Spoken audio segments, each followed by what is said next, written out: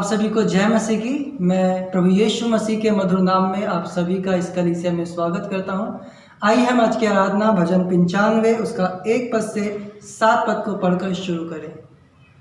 आओ हम यहोवा के लिए ऊंचे स्वर से गाएं, अपने उद्धार की चट्टान का जय जयकार करें। हम धन्यवाद करते हुए उसके सम्मुख आएं और भजन गाते हुए उसका जय जयकार करें, क्योंकि यहोवा महान ईश्वर है और सब देवताओं के ऊपर महान राजा है। पृथ्वी को गहरे स्थान उसी के हाथ में है और पहाड़ों की चोटियां भी उसी की हैं। समुद्र उसका है और उसी ने उसको बनाया और स्थल भी उसी के हाथ का रचा है। आओ हम झुककर दंडवत करें और अपने कर्ता यहोवा के सामने घुटने टेके, क्योंकि वही हमारा परमेश्वर है और हम उसकी चराई की प्रजा और उसके हाथ की भेड़ें हैं। आइए हम अपने सुरों को झुकाएं और परमेश्वर से प्रार्थना करें। हे अनुग्रहकारी दयालु पिता, हम आपके चरणों में आते हैं, आपकी उपस्थिति में आते हैं परमेश्वर, और धन्यवाद देते हैं प्रभु आज के सुंदर दिन के लिए प्रभु, जबकि प्रभु हम सब आपकी स्तुति करने के लिए, आपकी आराधना करने के लिए, आपकी महिमा करने के लिए परमेश्वर, और आपके साथ संगति करने के लिए एकत्रित होते हैं प्रभु। हम चाहते हैं कि आपका आत्मा, आपकी उपस्थिति हमारे मध्य में हो परमेश्वर, और प्रभु इस पूरी आराधना में आप हमारे संग साथ हों प्रभु आप हमें अपने सामर्थ से भरें प्रभु होने दें कि हमारा हृदय प्रभु आप अपनी महिमा के लिए तैयार करें परमेश्वर। प्रभु प्रार्थना करते हैं प्रभु आप प्रत्येक के जीवन में कार्य करें प्रभु। धन्यवाद देते हैं प्रभु यीशु मसीह कि आपने अपना पवित्र लहू हमारे लिए बहाया प्रभु। क्रूस पर प्रभु आपने हमारे पापों के लिए अपना बलिदान दिया प्रभु। धन्यवाद देते हैं परमेश्वर कि आपने हमें अपनी संतान बनाया प्रभु एक बार फिर से इस पूरी आराधना सभा को आपके हाथों में सौंपते हुए विनती प्रार्थना अपने उद्धारकर्ता मुक्तिदाता प्रभु यीशु मसीह के नाम से मांगते हैं, आमीन। आप सबको जय मसीह की। मेरा नाम भावना है। मेरे जीवन की गवाही ये है कि जब मैं प्रभु में नहीं थी तब मेरा जीवन बहुत ही अंधकार में था। मेरे जीवन में बिल्कुल भी शांति नहीं थी और मैं परमेश्वर की खोज में थी। फिर एक दिन मेरी बड़ी बहन ने मुझे प्रभु के बारे में बताया, परंतु उस समय मैं इतना विश्वास में नहीं आई। फिर कुछ सालों बाद मैं एक भाई के घर पर आई जहाँ पर बाइबल अध्ययन होता था और मैं निरंतर वहाँ आने लगी। फिर मैंने बाइबल को पढ़ा और मैंने तब जाना कि प्रभु ने मेरे पापों के लिए अपना लहू बहाया और क्रूस पे अपनी जान दी है। और मैंने इस बात को जाना कि प्रभु ने मेरे खातिर अपना लहू बहाया, तब मैंने उस पर विश्वास किया और फिर मेरे जीवन में शांति आई और मेरे जीवन से अंधकार दूर हुआ। इस प्रकार मैं प्रभु में निरंतर आगे बढ़ती गई और प्रार्थना में भी मैं बढ़ती गई और मैंने उन पर विश्वास किया। इस प्रकार प्रभु ने मेरे जीवन को बचाया। आप सबको जय मसीह।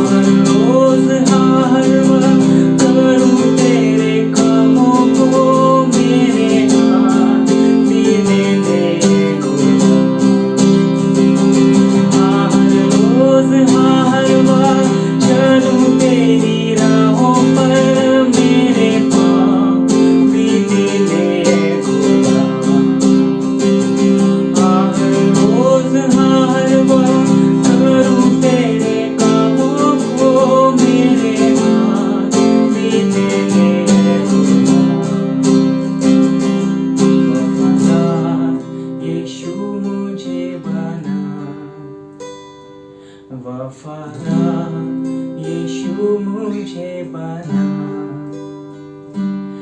वफादार यीशु मुझे बना, वफादार यीशु मुझे बना।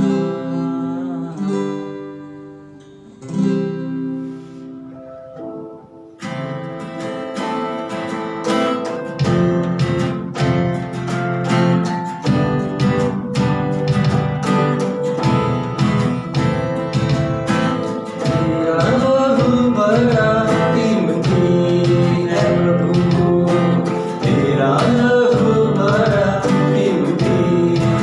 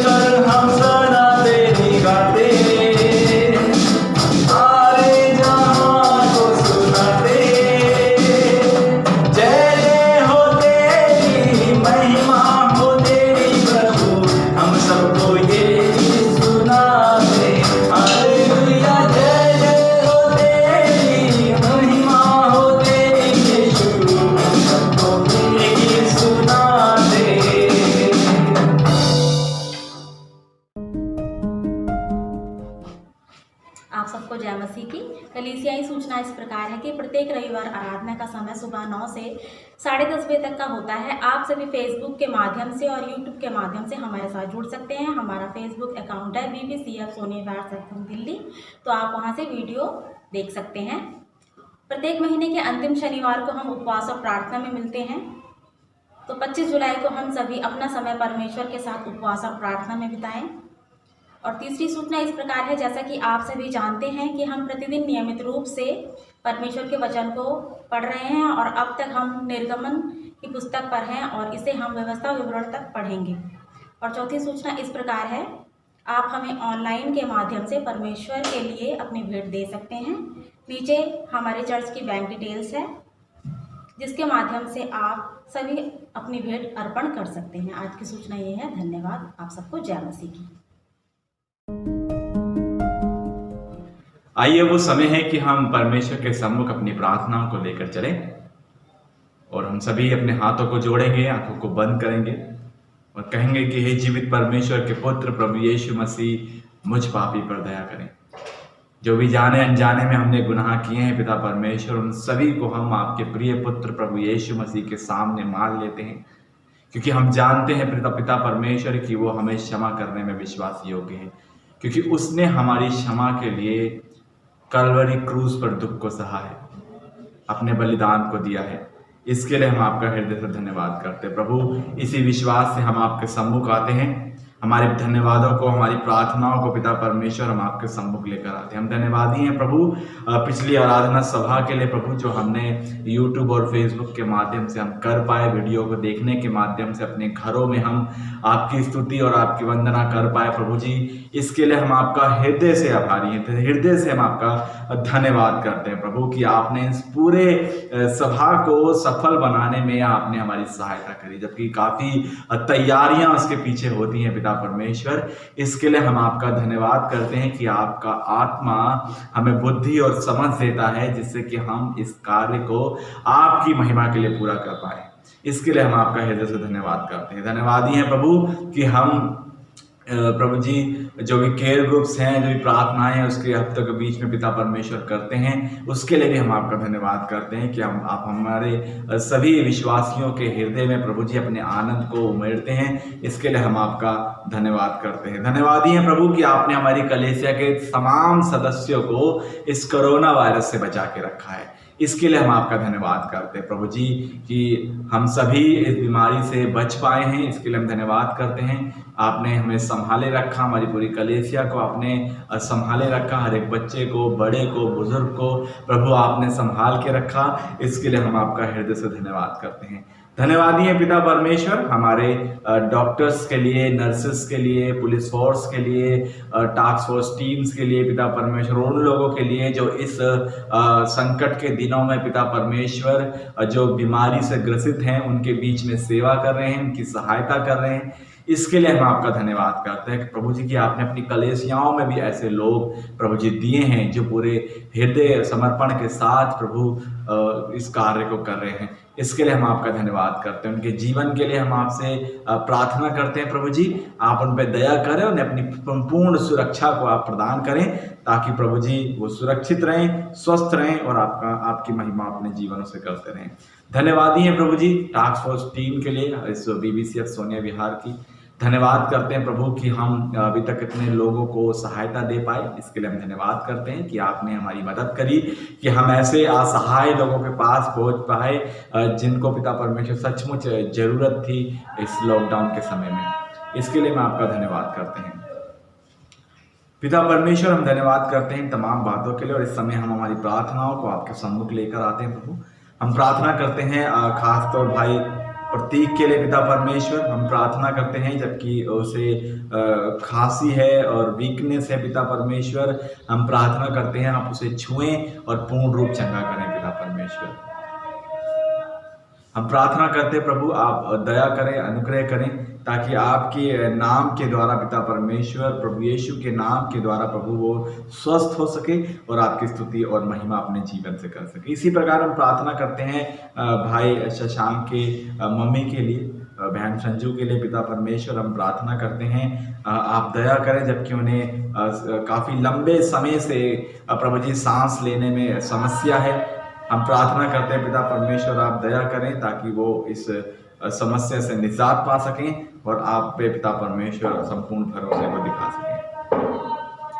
प्रार्थना करते हैं विशाल के लिए और पंकज के लिए पिता परमेश्वर, जबकि उन्हें सहायता है एक नौकरी की, तो हम चाहते हैं कि इस समय में जबकि प्रभु काफ़ी मुश्किल है ऐसी घड़ी में नौकरी को ढूंढना, लेकिन हम आपसे विनती करते हैं कि आप दया करें ताकि एक अच्छी नौकरी उन्हें मिल सके और आपकी प्रशंसा महिमा अपने जीवनों से करने वाले बन सकें। प्रार्थना करते हैं संगीता के लिए, प्रार्थना करते हैं पिता परमेश्वर उसकी ज़िंदगी के लिए धन्यवादी हैं कि आपने उसे संभाला है, उसे बचाया है प्रभु, इसके लिए हम धन्यवाद करते हैं। प्रार्थना करते हैं जबकि आप उसे आशीष को देने जा रहे हैं प्रभु, हम प्रार्थना करते हैं इस पूरे समय में, लंबे समय में प्रभु आप उसे संभालें, उसे अपनी सामर्थ्य दें, अपनी शांति उसके मन में दें ताकि वो स्वस्थ हो और आपकी महिमा अपने जीवन से करें। प्रार्थना करते हैं भाई संतोष के जीवन के लिए, धन्यवादी हैं उनके जीवन के लिए प्रभु जी। हम प्रार्थना करते हैं जबकि वो इस वक्त चाहते हैं कि अपने घर का कार्य कर सकें, हम चाहते हैं प्रभु आप उनकी सहायता करें, मदद करें ताकि प्रभु जी वो इस घर को इसकी जो भी तैयारियां हैं इसकी पूरी कर सकें और आपके नाम की महिमा के लिए इस कार्य को कर सकें। प्रार्थना करते हैं प्रभु जी बहन गायत्री के लिए जिनको हेल्थ प्रॉब्लम्स हैं, तब परमेश्वर हम प्रार्थना करते हैं आप उन्हें छुएं और चंगाई दें, जबकि वो कार्य करने के लिए रोज बाहर भी जाती हैं प्रभु जी। हम चाहते हैं कि उसके आने जाने में आप उनके साथ हों, उनकी मदद करें, उन्हें स्वस्थ रखें और आप अपनी महिमा को उनके जीवन से ले प्रभु। प्रार्थना करते हैं बहन खुशी के लिए जिनको फीवर है प्रभु, आप उन्हें छुएं और चंगाई दें, स्वस्थ करें। और प्रार्थना करते हैं भाई वीरेंद्र के जीवन के लिए पिता परमेश्वर, जबकि उन्हें भूलने की समस्या हो गई है पिता परमेश्वर और किडनी में भी प्रॉब्लम्स हैं पिता परमेश्वर, तो हम प्रार्थना करते हैं कि आप उन पर दया करें इस कठिन समय में प्रभु जी, आप उनको छुएं और पूर्ण रूप चंगा करें। प्रार्थना करते हैं पिता परमेश्वर इस बीमारी से उन्हें निजात दिलाएं, प्रार्थना करते हैं प्रभु जी ताकि वो स्वस्थ हो सके और आपके नाम को महिमा दे सके। उनकी पत्नी के लिए भी हम आपसे प्रार्थना करते हैं जबकि इस समय काफ़ी परेशान हैं, हम प्रार्थना करते हैं कि आप अपनी शांति को उनके जीवन में दें और पिता परमेश्वर वो भी आप पर अपने भरोसे को दिखा सकें ताकि इस समय में, इस संकट की घड़ी में पिता परमेश्वर वो आपको महिमा देने वाली बन सके। प्रार्थना करते हैं बहन सरोज के जीवन के लिए, उनके पूरे परिवार के लिए हम धन्यवादी हैं कि आप उन सभी को स्वस्थ रखें। प्रार्थना करते हैं खासतौर उनके पति अश्वनी के लिए प्रभु जी कि वो आप पर संपूर्ण भरोसा रख सकें, आपके प्रति विश्वास में आगे बढ़ सकें और आपके नाम को पिता परमेश्वर पूर्ण रीति से अपने हृदय में उसे जान सकें। हम विनती करते हैं कि आप उन्हें बचाएं और प्रभु जी आपकी महिमा के लिए आप उन्हें चुनें।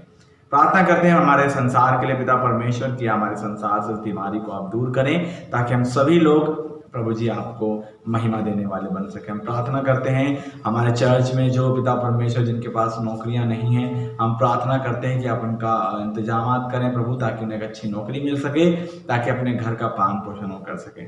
प्रार्थना करते हैं हमारे बच्चों के लिए और जवानों के लिए प्रभु जो इस समय प्रभु वीडियो के माध्यम से अपनी पढ़ाइयाँ कर रहे हैं। प्रार्थना करते हैं कि आप उन्हें समझ दें ताकि वो इस कार्य को करने वाले बन सकें और अपने जीवन में पिता परमेश्वर आपकी ओर निहार सकें और अपनी सफलताओं को आपकी ओर से पा सकें। हम विनती करते हैं प्रभु आप दया करें, अनुग्रह करें, सब कुछ आपके हाथों में समर्पित करते हैं। धन्यवादी हैं हमारी प्रार्थना को सुनने के लिए, सारा दर सारी महिमा हम आपको देते हैं। विनती प्रार्थना हमारे उद्धारकर्ता मुक्तिदाता प्रभु यीशु मसीह के नाम से मांगते हैं, आमीन। आइए हम प्रेरितों के विश्वास को दोहराएं। मैं विश्वास रखता हूँ सर्व सामर्थी पिता परमेश्वर पर जिसने आकाश व पृथ्वी की रचना की, और उसके इकलौते पुत्र हमारे प्रभु यीशु मसीह पर कि वह पवित्र आत्मा की सामर्थ से देहधारी होकर कुंवारी मरियम से उत्पन्न हुआ, पैंतुस पिलातुस के राज्य में दुख उठाया, क्रूस पर चढ़ाया गया, मारा गया, गाड़ा गया, अधोलोक में गया, तीसरे दिन मृतकों में से जी उठा, आकाश पर चढ़ गया और सर्व सामर्थी पिता परमेश्वर के दाहिने हाथ बैठा है, जहाँ से वह जीवितों व मृतकों का न्याय करने के लिए आएगा।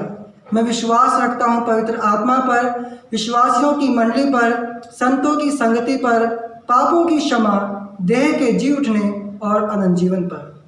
आमीन। प्यारे बच्चों, आप सभी को जय मसीह की। आज एक बार फिर से हम आप सभी के लिए परमेश्वर के वचन से एक और कहानी को लेकर आए हैं, और ये कहानी एक जल प्रलय की है जो परमेश्वर के न्याय व दया को हमें बताती है। तो आइए बच्चों, हम इस कहानी की ओर चलते हैं। एक बार ऐसा हुआ, परमेश्वर ने देखा कि मनुष्यों की बुराई पृथ्वी पर बहुत ही बढ़ने लगी और सब के सब बिगड़ गए हैं। और परमेश्वर यह सब देखकर बहुत दुखी हुआ। तब परमेश्वर ने कहा, मैं मनुष्यों को जिसको मैंने बनाया है पृथ्वी के ऊपर से मिटा दूंगा। क्या मनुष्य, क्या जानवर, क्या रेंगने वाले जंतु, क्या आकाश के पक्षी, सबको मिटा दूंगा, क्योंकि मैं उनको बनाने से पछताता हूँ। परंतु परमेश्वर ने एक व्यक्ति नूह पर अनुग्रह किया, क्योंकि नूह परमेश्वर की नज़र में धर्मी था, वह परमेश्वर की बात मानता था। परमेश्वर ने नूह को एक बहुत बड़ा जहाज बनाने की आज्ञा दी और उस जहाज को बनाने का नक्शा भी उसे बताया, क्योंकि परमेश्वर पृथ्वी पर जल प्रलय करने वाला था। परंतु परमेश्वर ने नूह के साथ एक वायदा किया था कि वह उसे और उसके परिवार को बचाएंगे। परमेश्वर की इस आज्ञा के अनुसार नूह ने किया। जब जहाज बनकर तैयार हो गया, तब परमेश्वर ने नूह से अपने परिवार के साथ जहाज में जाने की आज्ञा दी। तब 7 दिन के बाद जल का बाढ़ पृथ्वी पर आने लगा और 40 दिन और 40 रात भारी बारिश होती रही। तब परमेश्वर की आज्ञा के अनुसार नूह अपने पुत्रों और अपने बहुओं समेत जल प्रलय से बचने के लिए जहाज में गया और शुद्ध और अशुद्ध पशुओं और पक्षियों में से कुछ जहाज में नूह के पास गए। तब परमेश्वर ने जहाज का दरवाजा बंद कर दिया। पृथ्वी पर 40 दिन तक जल प्रलय होता रहा और पानी बहुत ही बढ़ता गया, जिससे जहाज ऊपर को उठने लगा और वह पृथ्वी पर से ऊंचा उठ गया। जल बढ़ते बढ़ते पृथ्वी पर बहुत ही बढ़ गया, यहाँ तक कि सारे पहाड़ भी डूब गए और पृथ्वी के सारे जीव जंतु और सब मनुष्य मर गए। केवल नूह और जितने उसके साथ जहाज में थे वे ही बच पाए। और पृथ्वी पर 150 दिन तक जल बना रहा। परंतु परमेश्वर ने नूह और उन सभी जीव जंतुओं की जो उसके साथ जहाज में थे सुधि ली। और परमेश्वर ने पृथ्वी पर हवा चलाई और पृथ्वी पर जल कम होने लगा और समुद्र के सारे सोते बंद हो गए, बारिश भी रुक गई। और 150 दिन के बाद पानी पृथ्वी पर से लगातार कम होने लगा और जहाज अरारात नाम के एक पहाड़ पर जाकर टिक गया और पहाड़ों की चोटियां भी दिखने लगी। फिर ऐसा हुआ कि 40 दिन के बीतने पर नूह ने जहाज की खिड़की को खोलकर एक कौवा उड़ा दिया और जब तक पानी नहीं सूखा वह इधर उधर फिरता रहा। फिर उसने एक कबूतरी को भी उड़ा दिया ताकि वह यह पता लगा सके कि पृथ्वी पर पानी घटा है या नहीं। परंतु वह कबूतरी वापस आ गई क्योंकि उसे टिकने का कोई भी स्थान नहीं मिला। 7 दिन के बाद नूह ने फिर से उस कबूतरी को उड़ाया और कबूतरी शाम के समय उसके पास आ गई तो क्या देखा कि उसके चोंच में पेड़ का एक पत्ता है।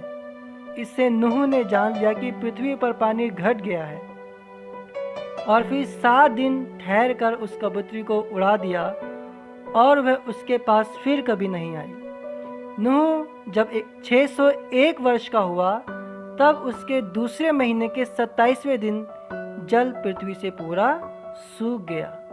तब परमेश्वर के कहने पर नूह और उसका परिवार और सारे जीव जंतु जो उस जहाज में थे सब बाहर निकल आए।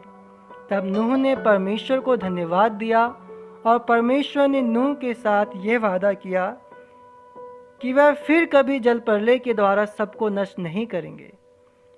और परमेश्वर ने इसके लिए यह चिन्ह दिया कि जब कभी बारिश होगी तो आकाश में परमेश्वर का धनुष दिखाई देगा और यही परमेश्वर के वायदे का चिन्ह था। प्यारे बच्चों, ये कहानी परमेश्वर के अनुग्रह में बचाव व परमेश्वर के न्याय की कहानी है। हमने देखा कि किस प्रकार नूह ने परमेश्वर ने जो उससे कहा उस पर विश्वास किया और परमेश्वर की आज्ञा का पालन किया और अपने परिवार समेत जहाज में गया जिससे वे इस जलप्रलय से बच पाए। परंतु जो जहाज के बाहर थे वे सब नष्ट हो गए। इसी तरह से यीशु नूह के जहाज के समान है जिसमें हमें सवार होना है, क्योंकि जितने यीशु पर विश्वास करते हैं वे सब परमेश्वर के दंड से नूह के समान बच जाएंगे।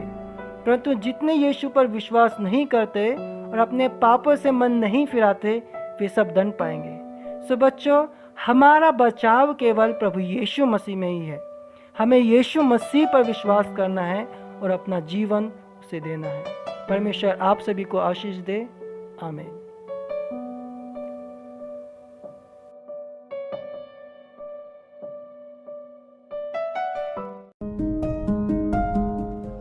आइए वो समय है कि हम परमेश्वर के वचन की ओर चलें और मेरे साथ निकाल लें मरकुस रचित सुसमाचार उसका 10वां अध्याय 46 पद से लेकर 52 पद तक।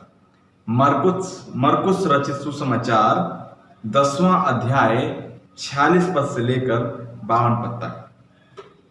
परमेश्वर के वचन में इस प्रकार से लिखा है कि वे यरीहो में आए, और जब वह और उसके चेले और एक बड़ी भीड़ यरीहो से निकलती थी, तब तिमाई का पुत्र बरतिमाई एक अंधा भिखारी सड़क के किनारे बैठा था।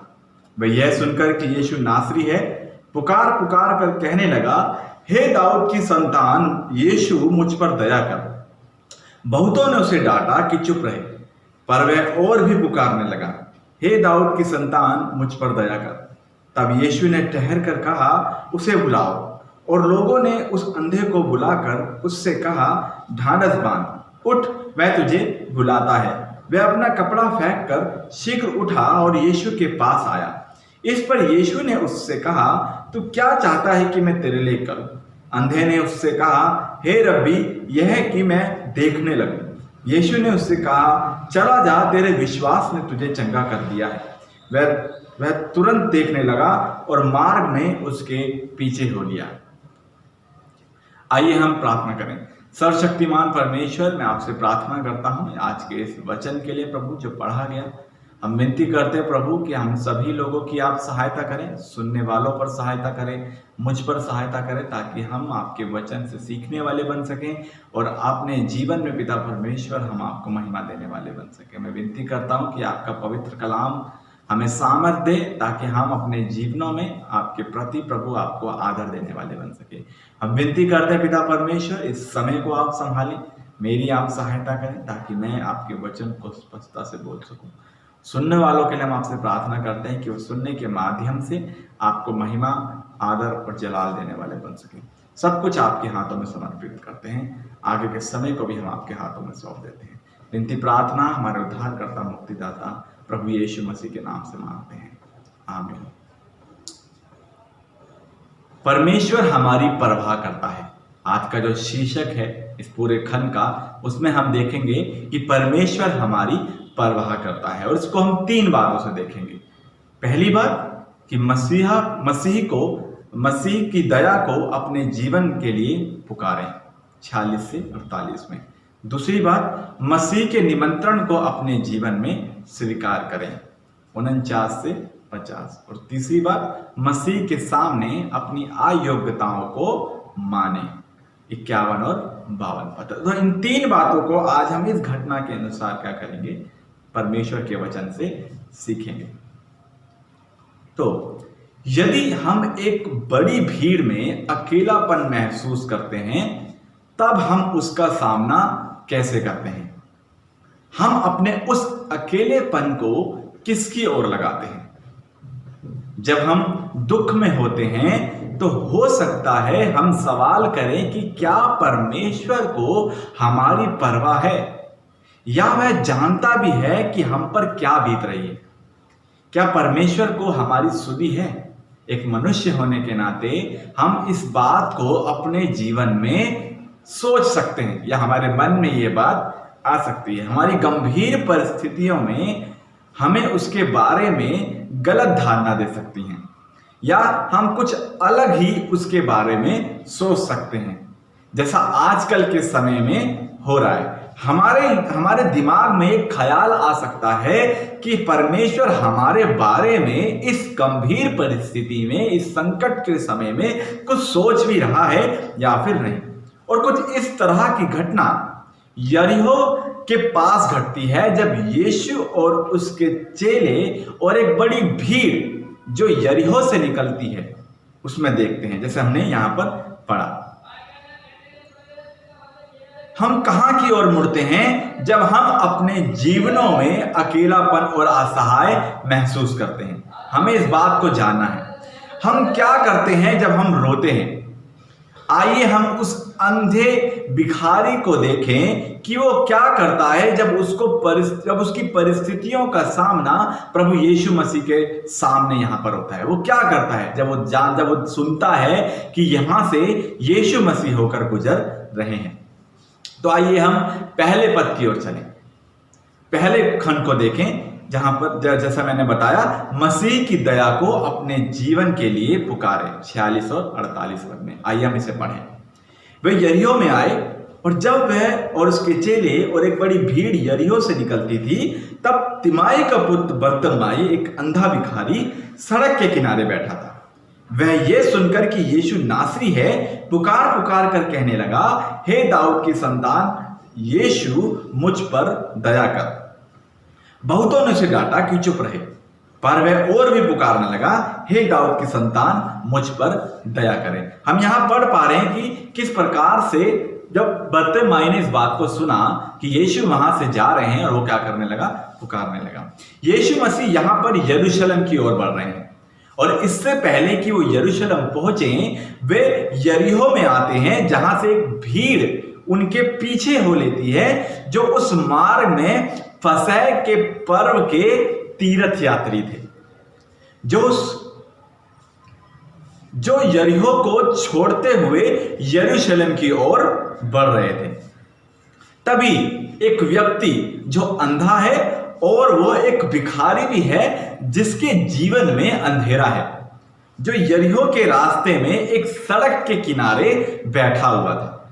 हम उसकी परिस्थिति को देख सकते हैं, हम उसके अकेलेपन को भी देख सकते हैं। हम देख सकते हैं कि वो अपने जीवन में आशाहीन और असहाय है, जिसका नाम यहां पर हमने पढ़ा बर्तिमाई है। तो पद 47 में जब बर्तिमाई को यह सूचना मिली कि यीशु नासरी जा रहा है तो वह उसका ध्यान आकर्षित करने के लिए, यानी यीशु मसीह का ध्यान अपनी ओर आकर्षित करने के लिए चिल्लाया और लगातार उसको पुकारता रहा कि यीशु जो है उस पर दया करें। वो लगातार इस बात को बैठकर, जहां वो बैठा था वहां से बैठकर वो क्या करने लगा, चिल्लाने लगा, रोने लगा, लगातार वो पुकारने लगा कि हे यीशु मुझ पर क्या कर, दया कर। और हम देखें कि वो किस प्रकार से यहां पर यीशु को पुकारता है। अगर हम 47 पद को देखें वो क्या कहता है कि 47 पद को यदि हम पढ़ें तो वह यह सुनकर कि यीशु नासरी है पुकार पुकार के कहने लगा, हे दाऊद की संतान यीशु मुझ पर दया कर। वो कहता है, हे दाऊद की संतान यीशु मुझ पर दया कर। वो यीशु को एक प्रतिज्ञा किए हुए मसीहा राजा के रूप में उसको क्या करता है, यहां पर पुकारता है, जो बर्तिमाई के जीवन में इस बात को दिखाता है कि उसके शारीरिक रूप से अंधे होने के बावजूद भी वो विश्वास करता था कि यीशु नासरी समस्त मानव जाति का क्या है, मसीहा है, जिसने बाद में यीशु को अधिक व्यक्तिगत रूप से क्या किया, संबोधित किया, जिसको हम आगे के खंडों में देखेंगे। वो मसीह यीशु से अपने जीवन में उसकी दया को पाने के लिए उसको पुकारता है ताकि परमेश्वर उसके जीवन में कार्य करे। वह पुकारता है ताकि यीशु उसकी बंद आंखों को क्या कर दे, खोल दे, ताकि वो देखने लगे, परमेश्वर उसके जीवन में दया करे, ताकि वो परमेश्वर की महिमा कर सके अपने जीवन से। हर किसी व्यक्ति को अपने जीवन में परमेश्वर की दया की जरूरत होती है। क्योंकि उसकी दया के कारण से ही हम परमेश्वर के प्रेम को समझ सकते हैं। सिर्फ परमेश्वर की दया के कारण ही हम परमेश्वर के प्रेम को समझ सकते हैं और परमेश्वर की हजूरी में, परमेश्वर की निकटता में हम आ सकते हैं। परंतु यहां पर जब बर्तिमई यीशु को पुकारता है, तब उसके साथ एक घटना घटित होती है। पद 48 में हम देखें। अब अगर हम 48 पद को पढ़ें, वहां लिखा कि बहुतों ने उसे डांटा कि चुप रहे। तो यहां पर बर्तिमई के पास एक घटना घटी जब उसने यीशु को क्या करा, पुकारना शुरू किया। जैसे ही वो यीशु को पुकारता है तो बहुतों ने उसको क्या किया, डांटा कि वो चुप रहे। यानी उसने लोगों के विरोध को सहा जब उसने यीशु को पुकारना शुरू किया। उसने उस भीड़ का क्या किया, विरोध सहा। कितनी अजीब बात है कि यीशु को पुकारने वाले को लोग जो हैं चुप करा रहे हैं, डांट रहे हैं कि चुप रहे, उसको मत पुकार। वो लोग नहीं चाहते थे कि कोई भिखारी यीशु को क्या करे, पुकारे। कोई एक ऐसा व्यक्ति जिसके अंदर कोई योग्यताएं नहीं हैं, वो परमेश्वर को यानी प्रभु यीशु मसीह को अपने जीवन से क्या करे, पुकारे। वो भीड़ नहीं चाहती थी कि वो ऐसा करे। और ऐसा आज भी यदि हम देखें तो ऐसा आज भी अक्सर क्या होता है हमारे जीवनों में या नए विश्वासियों के जीवनों में होता है। जब हम प्रभु को पुकारते हैं तो कई लोग हमको चुप कराने की क्या करते हैं, कोशिश करते हैं, क्योंकि वो यीशु को जो उद्धार करता है, जो संपूर्ण परमेश्वर है, उसको नहीं जानते हैं। वो इस बात को भी नहीं जानते हैं कि जब हम यीशु को अपने जीवन में उसकी दया के लिए पुकारते हैं तो हमारी बंद आंखें, जो हमारी आत्मिक आंखें जो बंद हैं, वो क्या हो जाती हैं, खुल जाती हैं और हम परमेश्वर के अनुग्रह और उसके प्रेम को अपने जीवन में साफ साफ देख पाते हैं। वो इस बात को नहीं जानते हैं, इसीलिए वो क्या करते हैं, चुप कराते हैं। क्योंकि बाइबल उन्हें अंधा नहीं कहती जो देख नहीं सकते, परंतु असल में अंधे तो उन्हें कहा गया है जो देखते हुए भी देख नहीं पाते, जो परमेश्वर के प्रेम को, उसके कार्य को देख नहीं पाते। जब आप और हम इस संसारिक भीड़ में यीशु को पुकारते हैं और भीड़ हमको रोकती है तो हमारा प्रति उत्तर क्या होता है? ऐसे समय में हम क्या करते हैं? क्या हम चुप हो जाते हैं या फिर हम उसको और तेजी से अपने जीवन में क्या करते हैं, पुकारते हैं? बर्तिमई ने क्या किया जब उसको यहां पर भीड़ ने पुकारने से मना कर दिया? यदि हम पद 48 के आगे पद को पढ़ें तो वहां पे लिखा है पद 48 में कि जब बहुतों ने उसे डांटा कि चुप रहे, पर वह और भी पुकारने लगा, हे दाऊद की संतान मुझ पर दया कर। वह और भी तेजी से पुकारने लगा कि हे दाऊद की संतान यीशु मुझ पर दया कर। और यीशु ने उसकी सुन ली और उसको अपने पास बुलाया। बहुत भारी भीड़ में बर्तिमई द्वारा यीशु को पुकारना कोई आसान कार्य नहीं था। उसने उस समय जब यीशु को पुकारना चालू किया, जब यीशु के बारे में सुना, तब उसने उस घड़ी में सताव का सामना किया जब उसने यीशु को पुकारा। परंतु उसके इस विश्वास के द्वारा उसने वो पा लिया जो वो यीशु मसीह से पाना चाहता था। उसने भीड़ की तरफ ना देखते हुए, अपने संकट की तरफ ना देखते हुए, परंतु अपने उद्धारकर्ता को क्या किया, पुकारा। उसे पुकारा जो उस संकट की घड़ी में से उसको क्या कर सकता था, निकाल सकता था।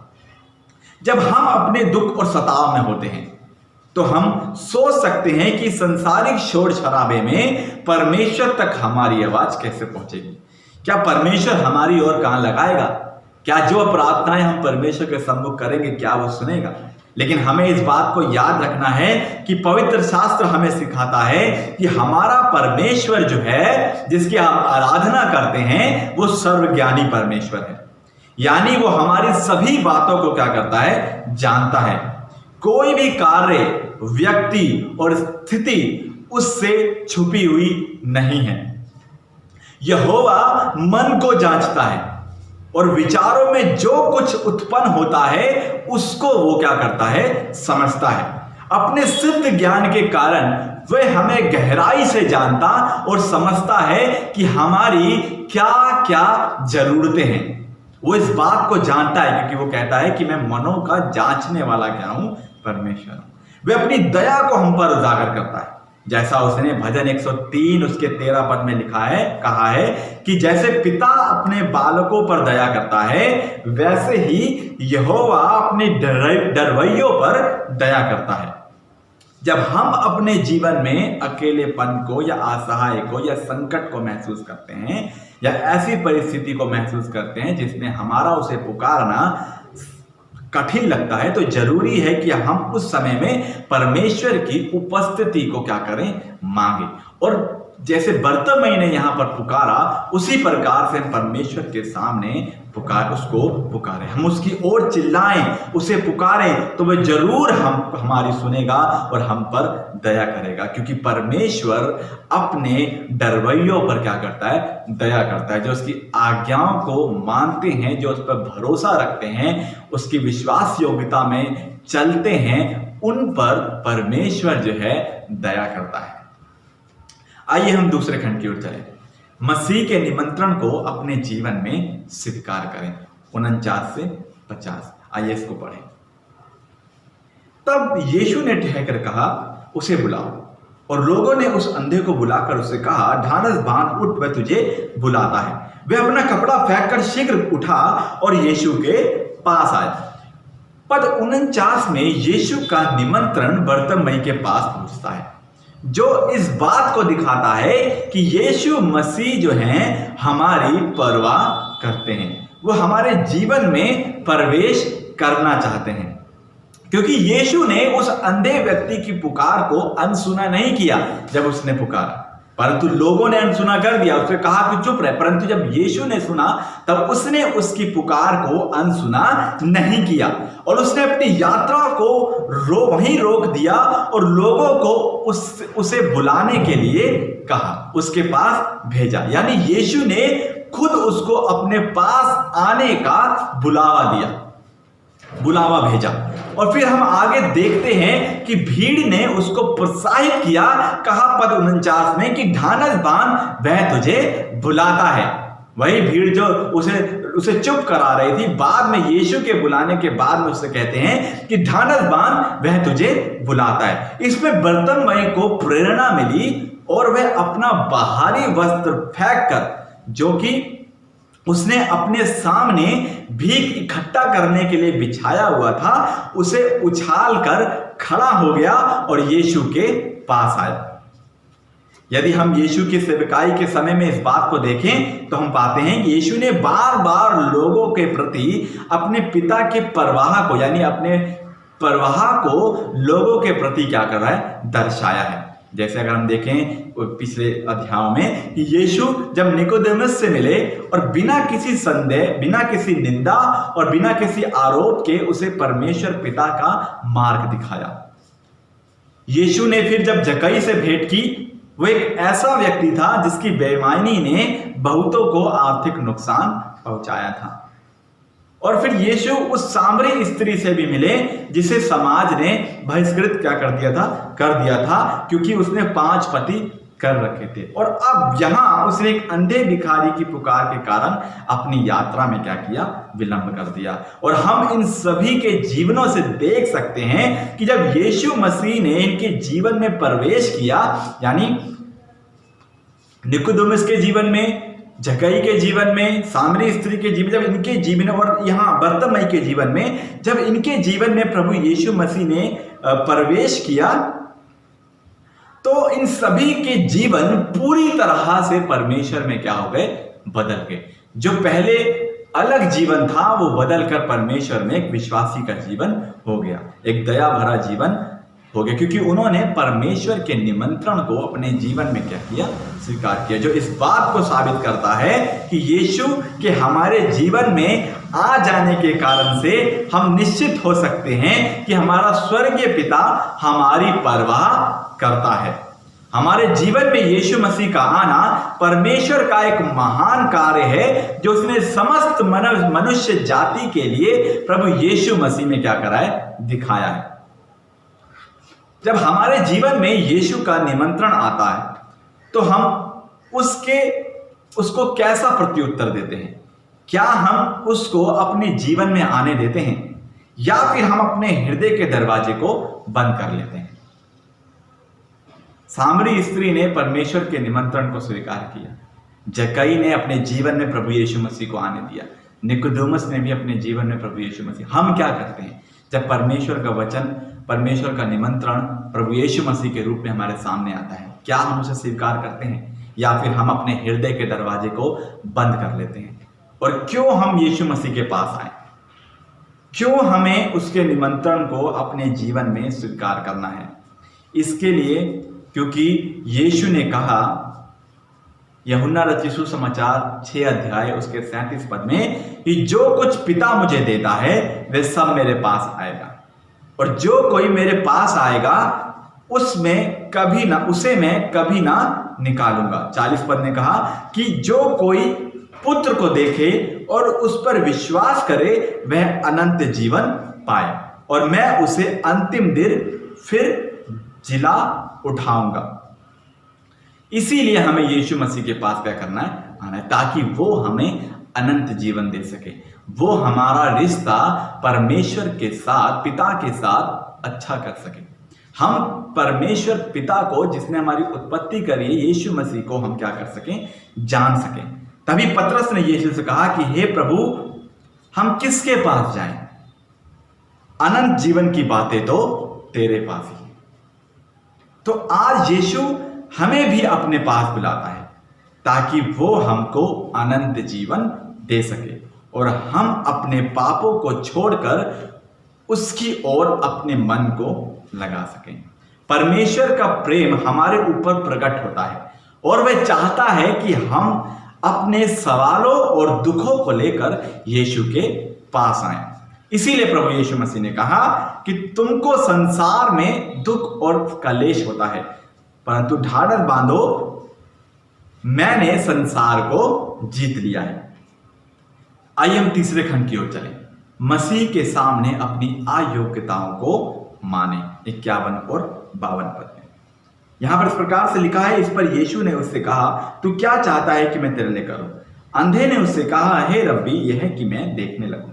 यीशु ने उससे कहा, चला जा, तेरे विश्वास ने तुझे चंगा कर दिया है। वह तुरंत देखने लगा और मार्ग में उसके पीछे हो लिया। जब यीशु का वचन हमारे जीवन से होकर गुजरता है तो हम क्या करते हैं? हमारा क्या प्रति उत्तर होता है उसके परमेश्वर के वचन के प्रति? सिर्फ 2 बातें हो सकती हैं यदि परमेश्वर का वचन जब हमारे पास आता है। सिर्फ 2 बातें। या तो हम अपने हृदय को कठोर कर लेते हैं या फिर हम उसको नम्र करते हैं। 2 बातें हमारे सामने आती हैं। जब यीशु मसीह ने बरतिमाई को अपने पास बुलाया और उससे पूछा कि तू क्या चाहता है कि मैं तेरे लिए करूं, तो क्या यीशु जानते नहीं थे कि वो क्या चाहता है? वो जानते थे, परंतु यीशु का प्रश्न सूचना पाने के लिए नहीं था, परंतु बरतिमाई का उसको आवश्यकता बताने और उसके विश्वास को बढ़ाने के लिए यहां पर यीशु मसीह ने इस तरीके का सवाल किया। और बरतिमाई अपने विश्वास में खरा उतरा। उसने यीशु को उत्तर दिया, हे रब्बी, मैं देखना चाहता हूं। उसने यीशु को हे रब्बी करके पुकारा, जिसका व्यक्तिगत अर्थ है हे गुरु, हे मेरे प्रभु, हे मेरे स्वामी। उसने यीशु के सामने अपने विश्वास को क्या करा, यहां पर दर्शाया। उसने अपनी अयोग्यताओं को यीशु के सामने माना कि वो देख नहीं सकता था, जिसके कारण से उसे भीख मांगकर अपना गुजारा करना पड़ता था। उसने यीशु पर विश्वास किया, जिसके कारण यीशु ने उस पर दया की और वो देखने लगा। और सब कुछ छोड़कर, आखिरी में जैसा हमने पढ़ा कि वो सब कुछ छोड़कर यीशु मसीह के पीछे हो लिया। हमें भी यीशु मसीह के सामने अपनी अयोग्यताओं को क्या करना है, मान लेना है, ताकि हम उसकी दया को अपने जीवन में अनुभव कर सके, पा सकें, ताकि हम उसके विश्वास में मजबूत बन सकें और हम वो बन सकें जैसा यीशु हमको बनाना चाहते हैं, जैसे पिता हमें बनाना चाहते हैं उसके जैसा जब पतरस के पास यीशु आए तो उसने मान लिया कि वो एक पापी मनुष्य है। जैसा सामरी स्त्री ने यीशु के सामने मान लिया कि वो पहले 5 पति कर चुकी थी, जैसे जक्कई ने यीशु के सामने मान लिया था कि उसने लोगों को ठगा था, जैसा पौलुस कहता है कि यीशु पापियों का इस जगत में उद्धार करने के लिए आया, जिनमें से सबसे बड़ा मैं हूं, पहला तीमुथियुस उसका 1:15 में। वैसे ही हमें भी हमारी उन अयोग्यताओं को यीशु के सामने मान लेना है, जिसके कारण से हम मसीह में आगे नहीं बढ़ पाते, जिसके आगे हम परमेश्वर के उद्धार में आगे नहीं बढ़ पाते। और वो कुछ भी हो सकती है, हो सकता है वो कोई पाप हो या फिर कोई ऐसी आदत जिसके कारण से हम बार बार पाप में गिरते हो। उन सभी बातों को हमें यीशु मसीह के सामने रख देना है, ताकि वो हमें उससे आजादी दिला सके, हमें उस गुनाह से आजाद कर सके। क्यों? क्योंकि उसने हमारे गुनाहों का दाम क्या करा है, चुकाया है उस कलवरी क्रूस पे। हमें हमारे बोझ को उसके ऊपर रख देना है, ताकि हम उन चीजों से आजाद हो सकें जो हमें यीशु के पीछे चलने से रोकती हैं। क्योंकि संसार और उसकी अभिलाषाएं दोनों मिटते जाते हैं, पर जो परमेश्वर की इच्छा पर चलता है वह सर्वदा बना रहेगा। इसलिए हमें उन सारी बातों को परमेश्वर के हाथों में, यीशु मसीह के हाथों में डाल देना है, ताकि हम परमेश्वर की इच्छाओं को अपने जीवन में पूरी पवित्रताई के साथ पूरा कर सकें। इसीलिए परमेश्वर हमारी परवाह करता है और वो चाहता है कि हम उसके पुत्र प्रभु यीशु मसीह के पास आएं, जिसने अपने बलिदान के द्वारा से हमें छुटकारा दिया है, और परमेश्वर की दया को अपने जीवन में पुकारें, उसके निमंत्रण को अपने जीवन में स्वीकार करें और मसीह के सामने अपनी अयोग्यताओं को माने और उसके पीछे हो लें, ताकि हम परमेश्वर के सामने निर्दोष पाए जाएं और उसके सामने खड़े होने के लायक बन सकें। इसीलिए हमें अपने जीवन में उसकी दया के लिए उसको यहाँ पर पुकारना है, जैसे बर्तिमेई ने किया। अपने संकट की ओर नहीं निहारा, परंतु परमेश्वर की ओर निहारा, ताकि परमेश्वर उस पर दया कर सके। परमेश्वर आप सभी को आशीष दे। आइए हम प्रार्थना करें। सर्वशक्तिमान परमेश्वर, मैं आपका धन्यवाद करता हूँ आज की सभा के लिए, इस वचन के लिए प्रभु जो हमने सुना। मैं विनती करता हूँ प्रभु कि इसमें से हम प्रभु जी आपके वचन में से प्रभु हम सीखने वाले बन सकें, अपने जीवनों में प्रभु जी हम इसे लागू करने वाले बन सके, ताकि हर एक परिस्थिति में हम प्रभु जी आपको पुकार सकें। आपके निमंत्रण को पिता परमेश्वर जो आप हर एक मनुष्य के जीवन में देते हैं, उस दस्तक को पिता परमेश्वर हम सुन सकें, तो अपने हृदय के दरवाजे को खोल सकें, ताकि आप हमारे साथ उसमें वास कर सकें। मैं विनती करता हूँ पिता परमेश्वर कि हम सभी अपनी अयोग्यताओं को आपके सामने मान सकें, ताकि हम आपके सम्मुख पवित्रताई में आगे बढ़ने वाले बने। मैं विनती करता हूँ प्रभु, हम सभी पर आप दया करें, आपका अनुग्रह हमारे साथ। सब कुछ आपके हाथों में समर्पित करते हैं। धन्यवादी हैं आज के इस दिन के लिए, इस समय के लिए और इस वचन के लिए। धन्यवाद करते हैं, इस वचन के माध्यम से सभी आशीष पाएं और आपके नाम को महिमा मिल सके। प्रभु यीशु मसीह के नाम से इस प्रार्थना को मांगते हैं, आमीन। आइए हम आशीष वचन की ओर चलें। अब जो तुम्हें ठोकर खाने से बचा सकता है और अपनी महिमा की भरपूरी के सामने मगन और निर्दोष करके खड़ा कर सकता है, उस एकमात्र परमेश्वर हमारे उद्धारकर्ता की महिमा और गौरव और पराक्रम और अधिकार हमारे प्रभु यीशु मसीह के द्वारा जैसा सनातन काल से है, अब भी हो और युगानुयुग होता रहे, आमीन। आप सभी को जय मसीह की। परमेश्वर आप सभी को आशीष दे और सदैव आपके साथ रहे। धन्यवाद।